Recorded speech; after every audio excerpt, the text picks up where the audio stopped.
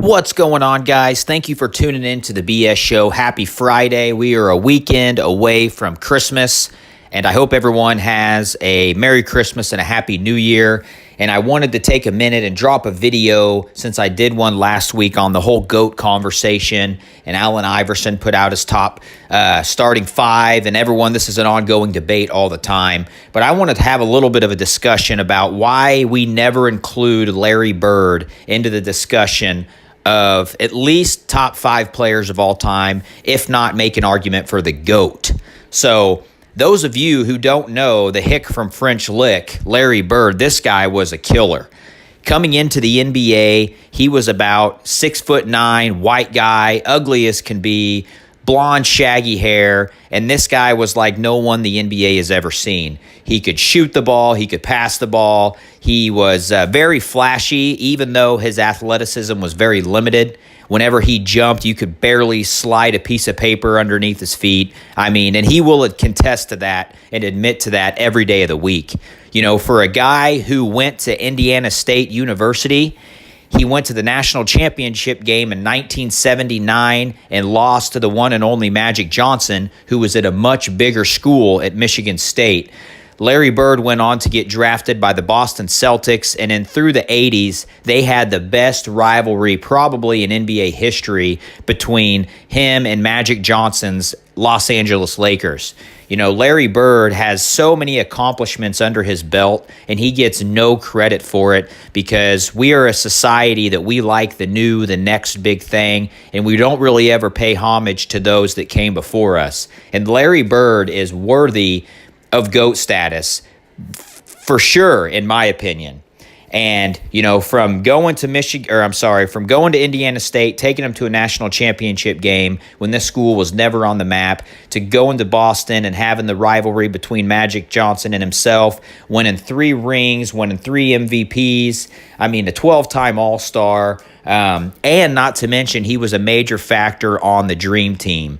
And a lot of people say that if it wasn't for his bad back, this guy probably could have played another 4 to 5 years and possibly broken even more records. But his back pain in the early 90s was so excruciating, he had to call it a day.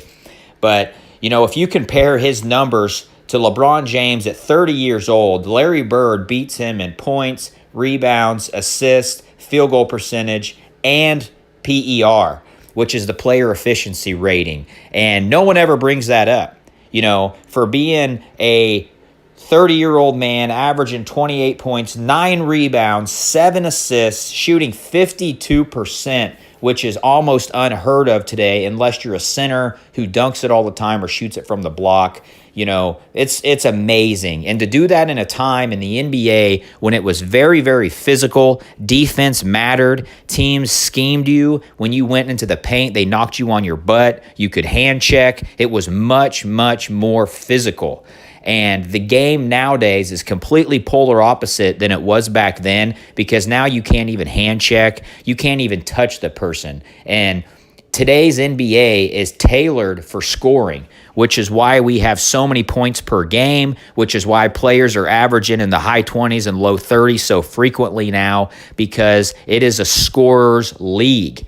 So once again, you know, Larry Bird is a 3-time NBA champion, 2-time finals MVP, 3-time MVP and 12-time All-Star, and I believe that his MVPs came back to back to back. And to do that in the 80s, whenever Magic Johnson was playing, whenever Kareem Abdul-Jabbar was playing, when James Worthy was playing, when Isaiah Thomas was playing, you have so many Hall of Famers in that era, as well as you have so many teams that were legitimately championship caliber.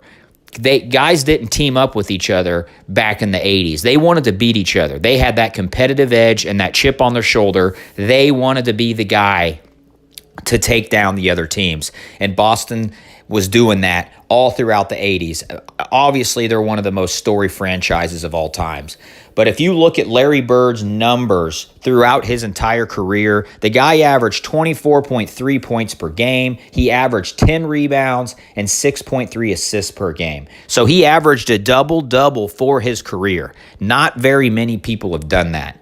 And not to mention, he did that in such a short span of time because his playing career was probably about 12 to 13 legitimate years before he started having his injuries and things such of that nature. But I would say his prime of him playing at his peak basketball was probably about a 10-year window until those injuries started creeping in.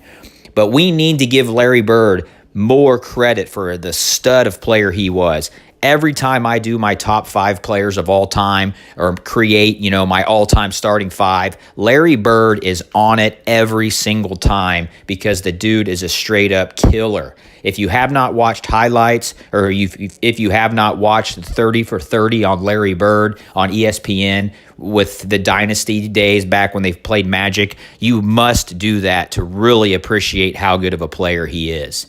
So I hope that with this short little video, it will make people want to go find more out about Larry Bird. Give him some respect for what he's due, and let me know who you think your GOAT is. Is it Michael Jordan, who is very, in my opinion, it probably is Michael Jordan, undoubtedly, but I'm just trying to say we need to get more of a discussion going other than Michael Jordan and LeBron James. There's so many other great players out there that brought a lot to the NBA that never get the credit they're due. So thank you for tuning in, guys. Have a Merry Christmas, and we'll talk to you later.